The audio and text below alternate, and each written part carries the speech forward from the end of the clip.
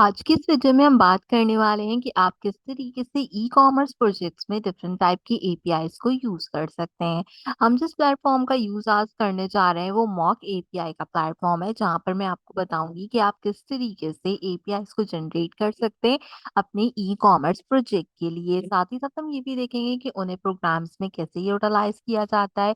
हमारे पास सबसे ईज़ीएस्ट वे क्या है इन एपीआईज़ को यूज़ करके उनके थ्रू कस्टम डेटा जनरेट करके उन डेटा के थ्रू अपनी परफॉर्मेंस को अपने ई-कॉमर्स वेबसाइट में किस तरीके से यूटिलाइज़ करते हैं, वो सब चीज़ें आज के इस वीडियो के अंदर हम बात करने वाले हैं।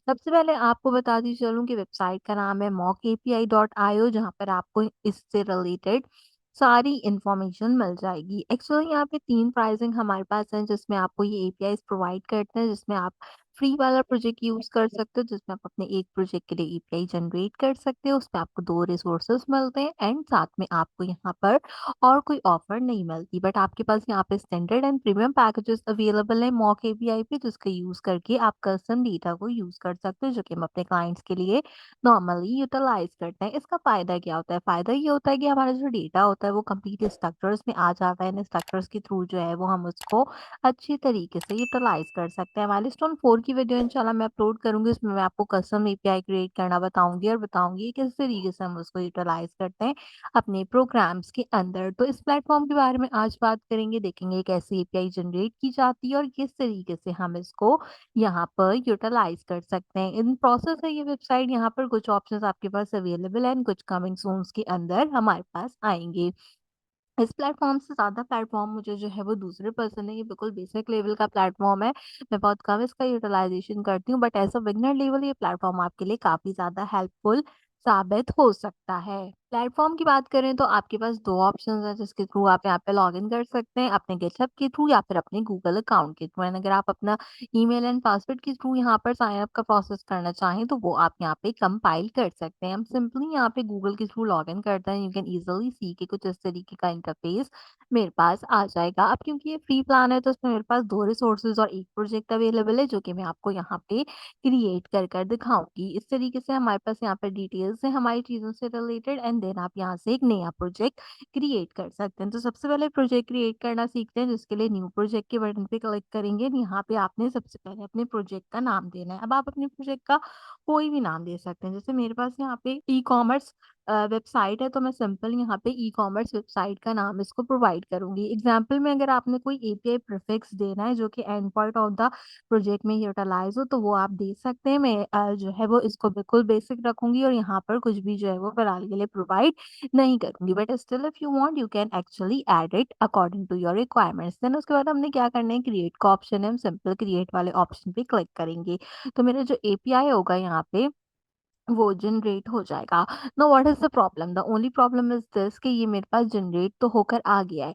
एपीआई भी आ गया है, इसका एंड पॉइंट एपीआई भी आ गया है, लेकिन इसमें रिसोर्सेज़ क्या है, मुझे वो चीज़ जो है वो अभी तक पता नहीं चल रही। बेसिकली ई-कॉमर्स की वेबसाइट का एपीआई बनाया है, तो एटलीस्ट उसके अंदर कुछ रिसोर्सेज़ भी ऐड करने होंगे। तो उसके लिए हम क्या करेंगे, उसके लिए हम यहाँ पे न्यू रिसोर्सेज़ को ऐड करेंगे। आप देख सकते हैं कि अभी कोई भी रिसोर्सेज़ इसमें ऐड नहीं है, तो सिंपल न्यू रिसोर्सेज के बटन पे क्लिक करेंगे। अगेन आपने सबसे पहले जो है वो रिसोर्सेज का नाम लिखना है कि आप इस एपीआई के एंड पॉइंट्स को क्यों जनरेट कर रहे हैं। तो मैं यहाँ पे सिंपल अगेन ई-कॉमर्स वेबसाइट लिख दूंगी। आप यहाँ पे ना अपने अकॉर्डिंगली कुछ भी लिख सकते हैं। जैसे मैं सिंपल ई-कॉमर्स वेब लिखती हूँ, ठीक है। देन आपने क्या करना है, आपने स्कीमा के थ्रू चीज़ों को डिफाइन करना है। Actually schemas are very important at every platform. चाहे आप कोई वेबसाइट बना रहे हो, चाहे आप उसकी एसईओ कर रहे हो, उसमें आपको स्कीमास की जो है ना वो बहुत ज़्यादा ज़रूरत पेश आती है। तो यहाँ पे भी हम उसी के थ्रू अपना डेटा जनरेट करेंगे। स्कीमास में आईडीज़ जो होती है वो हमेशा आपकी कांस्टेंट होती हैं। देन आपके पास आपकी आईडी का नाम होता है, जैसे कि हमारे पास यहाँ पे नेम की कैटेगरी है। कुछ एक्स्ट्रा चीज़ें जो है वो हम हटा भी सकते हैं अगर हटाना चाहें, और ऐड करना चाहें तो वो भी ऐड कर सकते हैं। तो हटाने के लिए सिंपल क्रॉस का बटन आ रहा है, रिमूव फील्ड लिखा होता है, आप उसके थ्रू हटा देते हैं। हमें आईडी चाहिए, हमें नेम चाहिए, इसके साथ-साथ मुझे क्या चीज़ चाहिए, इसके साथ-साथ मुझे यहाँ पे प्रोडक्ट चाहिए। अब प्रोडक्ट में ना आप जहाँ पर बहुत सारे ऑप्शंस यूज़ कर सकते हैं। प्रोडक्ट आपको स्ट्रिंग्स में चाहिए, प्रोडक्ट आपको नंबर्स में चाहिए, आपको ये जेएस में चाहिए, आप वो भी जो है वो यहाँ पे डिफ़ाइन कर सकते हैं। अगर नंबर में चाहिए प्रोडक्ट तो आप नंबर्स यहाँ से सिंपली सेलेक्ट कर सकते हैं। इसके बाद जो है क्या कहते हैं मुझे एक और चीज़ की चाहिए होती है, मुझे जैसे अपनी अगर जो है वो इससे रिलेटेड ई-कॉमर्स से बात रिलेटेड करूँ तो मुझे इमेजेस जो है वो समटाइम चाहिए होता है। तो मैं इमेजेस भी यहाँ पे सेलेक्ट कर सकती हूँ। इमेजेस आपके आएँगे फेकर जेएस के अंदर। अब लेकिन यहाँ पे क्या चीज़ होगी, यहाँ पे इमेज टैग देना होगा। तो हम जैसे ही इमेज को सब सेलेक्ट करेंगे तो काफ़ी सारे ऑप्शंस हमारे पास इमेज से रिलेटेड भी यहाँ पे अवेलेबल होते हैं। अब इमेज किस चीज़ का होगा, बेसिकली प्रोडक्ट से रिलेटेड है ना, तो जैसे अगर मेरी कोई फूड की वेबसाइट है तो मैं सिंपल यहाँ से इमेज फूड ले सकती हूँ, और अगर आपकी बाय डिफ़ॉल्ट कैटेगरी नहीं है तो आप इमेज डॉट इमेज का यूज़ भी कर सकते हैं। तो चलिए हम फूड का यूज़ करते हैं, क्यों? क्योंकि मैं ई-कॉमर्स की वेबसाइट बना रही हूँ। देन इसके बाद आप इसी तरीके से और चीज़ों को इसमें ऐड कर सकते हैं। जैसे कि अगर आपने एड्रेस अपने क्लाइंट का ऐड करवाना है तो आप उसमें एड्रेस ऐड करवाएँ। एड्रेस जो होता है वो बेसिकली आपके पास क्या होता है, अ हमारे पास स्ट्रिंग या नंबर फॉर्मेट में होता है, तो जैसे मैं स्ट्रिंग फॉर्मेट में उसको रख लेती हूँ। देन इसके बाद मुझे अगर जो है वो और कोई चीज़ ऐड करानी है, जैसे अगर मुझे ईमेल ऐड कराना है तो मैं इसमें ईमेल भी ऐड करा सकती हूँ। एंड ईमेल से रिलेटेड भी जो है वो हमारे पास यहाँ पर ऑब्जेक्टिफाई डेटा होगा। तो अब आपने अपने प्रोजेक्ट के अकॉर्डिंग देखना है आपको क्या-क्या चाहिए, टैग्स हैं, साइज़ेज़ हैं, प्रोडक्ट्स में, इन्वेंटरी में और क्या-क्या चीज़ है वो आप अपने अकॉर्डिंगली स्कीमा के अंदर जनरेट करा सकते हो। जब आप सारी चीज़ों को डिफाइन कर लोगे तो आखिर में लिखा होगा आपके पास यहाँ पर कि आप जो है वो इसको क्रिएट करें। आप अपने जो-जो चीज़ सेलेक्ट की होगी ना वो भी देखें स्कीमा के अकॉर्डिंगली इसके अंदर आपके पास कंपाइल करता चला जाएगा। यहाँ पे हमारे पास सारी की सारी पोस्ट आईडीज़ जो हैं वो अवेलेबल होंगी, e-commerce web, e-commerce ID, post, put and delete की जो हमारी यहाँ पे एपीआईज़ होती हैं उसकी सारी डिटेल्स अवेलेबल होंगी। देन आपने सिंपल क्या करना है, क्रिएटिंग के बटन पे क्लिक करना है। अब जैसे क्रिएटिंग के बटन पे क्लिक करोगे आप देखो यहाँ पे मेरी ई-कॉमर्स की वेबसाइट जो है वो क्रिएट हो गई है। उसकी जो एपीआईज़ हैं बेसिकली वो क्रिएट होकर आ गई हैं।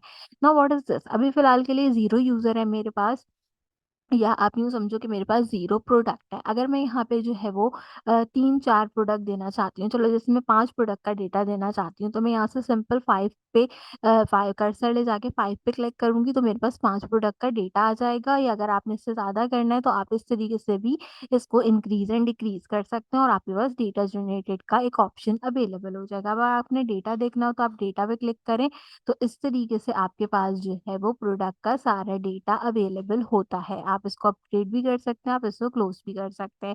और अदरवाइज़ अगर आपने डेटा जो है वो जेसन के अकॉर्डिंग देखना हो तो ये ई-कॉमर्स वेब लिखा है, इस पे क्लिक कीजिए, आपके पास सेम डेटा अगले पेज के ऊपर डिस्प्ले होके आ जाएगा। तो कुछ इस तरीके से हमारा डेटा है, आपको पता है यहाँ से हम इसे प्रिटी प्रिंट कर लेते हैं, here you go. You can easily see कि आपका जेसन का डेटा इस तरीके से हमारे पास यूटिलाइज़ हो रहा है। आप इस एपीआई का यूज़ करते हुए इन सारे यूज़र डेटा को कहीं पे भी यूज़ कर सकते हो। इसमें हमारे पास क्या-क्या चीज़ें हैं, नेम है मेरा, प्रोडक्ट है, प्रोडक्ट पे फिर एक प्रॉपर नंबर है, प्रोडक्ट का इमेज मैंने कहाँ से लिया है उसका मेरे पास जो है वो यहाँ पे कंपाइलेशन है, किस एड्रेस पे मुझे डिलीवर करना है वो लिखा है, किस ईमेल पे मुझे डिलीवर करवाना है ये वो भी मेंशन है। अब आप इसमें ना सारी चीज़ें ऐड कर सकते हो, जैसे फ़ोन नंबर ऐड कर दो, बाकी की जितनी चीज़ें हैं वो आप जो है वो उसके अंदर ऐड कर दो। तो आज की वीडियो के अंदर हमने सीखा कि किस तरीके से हम जो है वो इस डेटा को इनिशियलाइज़ कर सकते हैं और किस तरीके से जो है वो हम इसको जनरेट कर सकते हैं। हाँ, अगर आप चाहते हैं कि मैं किसी ई-कॉमर्स प्रोजेक्ट के अंदर इसका यूटिलाइज़ेशन आपको करके बताऊँ या ख़ास करके आपके हैकाथॉन से रिलेटेड डिटेल्स बताऊँ तो मेक श्योर कीजिए कमेंट सेक्शन में ज़रूर बताइए।